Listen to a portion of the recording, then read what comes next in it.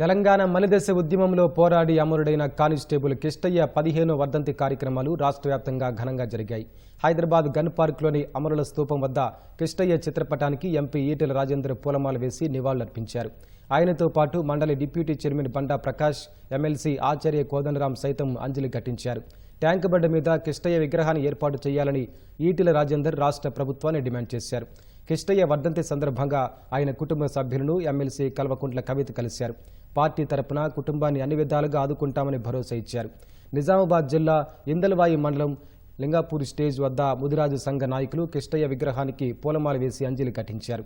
Police ఉద్యోగంలో ఉత్తమ ప్రతిభ కనబరిచిన వారికి కిష్టయ్య పేరుతో అవార్డు ప్రదానం చేయాలని రాష్ట్ర ప్రెస్ అకాడమీ మాజీ చైర్మన్ అల్లం నారాయణ కోరారు.